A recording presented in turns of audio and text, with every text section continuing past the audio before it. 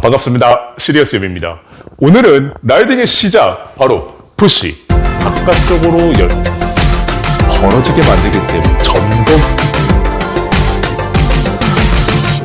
카운터 스티어링을 쓰죠. 이쪽으로 회전이 들어가면 핸들은 시리어스 서핑. 왜 푸시가 라이딩의 시작이에요? 서핑은 컬이 서는 립컬의 포켓 안으로 레일이 잠겼다 빠지면 속도가 나면서 뭔가 라이딩을 시작하죠. 이 레일을 파도면에 집어넣으려면 테이크오프 하기 전에 푸시부터 이미 파도면에 들어가 있어야 됩니다. 푸시란 파도면에 글라이딩에서 미끄러져 내려오는 행동이죠. 그런데 나는 척추의 유연성이 떨어져서 상체를 들기가 좀 힘들다. 그렇게 되면 이 이후의 테이크오프 자세부터 뭔가 문제가 되게 되어 있어요. 만약에 상체를 쉽게 많이 끌어올리지 못하면 지금 목에 힘이 들어가게 되고 머리를 쳐들게 되고요. 포켓으로 들어가기 위해 어깨를 열어주는 동작도 방해하게 되고 다리를 끌어왔을 때 뒷발을 벌어지게 만들기 때문에 엉덩이가 높아 땅땅 이러면 속도 이미 다 줄고 포켓 다 놓쳐요. 그러면 여러분들이 이 개념 하나만 기억해 보시죠. 상체를 들어 올릴 때 필요한 근육입니다. 바로 날개뼈 밑에 있는 푸시 동작이 조금 뻣뻣하고 전곡을 못 쓰는 경우는 이 팔이 안으로 말려 있는 경우가 많습니다. 팔을 바깥쪽으로 회전시키듯이 보드를 눌러주시면 상체를 올리고 척추를 젖히기 훨씬 더 수월하다고 말씀을 드릴게요.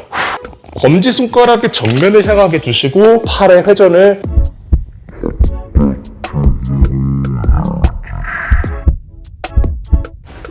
열듯이. 이 다음 테이크오프 동작이 되겠죠. 그거는 다음 편에. 시리어스 서핑. 이제 파도 포켓으로 들어가야 됩니다. 그러려면 어깨가 열려야 되는 게 첫 번째인데요. 시선이 해결해 주기도 하지만 더 좋은 방법이 있어요.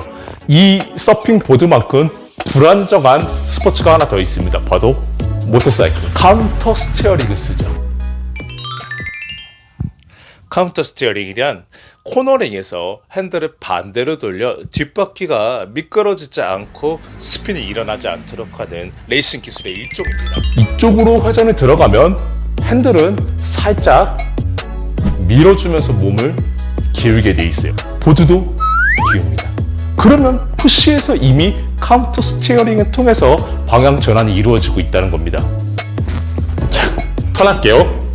그래서 외회전에서 일어나서 자 돌아갈 때 자 카운터 스티어링 어떻게 될까요? 이쪽 방향이면 힘의 방향이 오른손 더 우세하게 되겠죠. 반대를 왼손이 우세하게 됩니다. 그렇게 되면 보드의 노즈 부분은 돌아가는 게 아니라 노즈 부분은 살짝 반대인 느낌이 들고 레일이 잠기면서 깊은 회전이 들어가게 되죠. 이미 푸시에서부터 포켓 안으로 들어갈 수 있는 비밀이에요.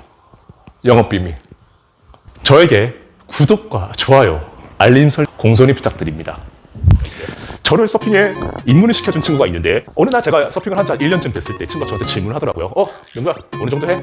나 이제 사이드 라이딩 하고 업다운 해. 지금 돌아와서 생각해보면 정말 당치도 않은 이야기였습니다. 언제 알았냐고요? 누가 봐도 제가 이제 탑에 와 있고 제 차례가 왔습니다. 옆에는 멋진 고수님들이 계셨어요. 내가 탑이니까 이제 자신 있게 패드를 시작했죠. 우리 고수님들도 패드를 하시네요. 자, 같이 파도를 잡았습니다. 자, 같이 테이크오프 했습니다. 같이 턴했습니다. 그런데 이 고수님은 플라우트 해주시지 않으셨습니다.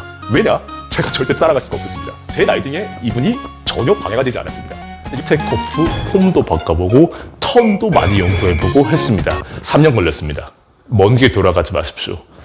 푸시의 중요성에 대해서 이만큼 알았어요. 운동 치료사 시리어스요. 이해가 되셨고요. 자, 그러면 이거를 지상에서 어떻게 훈련하는지 좀 도와드릴게요. 좋은데요. 자, 처음은 무릎을 대시고 바닥에 자, 이제 푸시와 동일한 상황을 만들죠. 검지손가락의 정면을 보게 만들고 팔을 바깥쪽 회전. 자, 이 상태로 날개뼈를 움직여 주시면 좋겠습니다. 아까 언급한 푸시의 잘못된 안쪽으로 말리게 되면 목에 긴장이 들어가고 턱이 앞으로 내려오면서 머리가 젖혀지는 걸 느낄 수 있으실 거예요.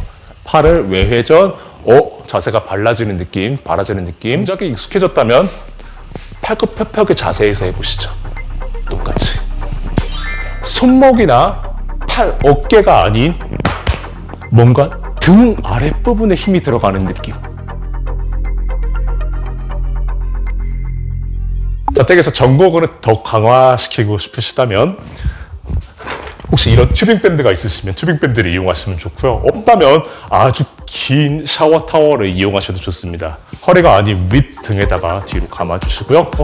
말리는 게 아니라 말린 바로 목이 나오게 되어 있어요. 집어넣고 팔을 외회전.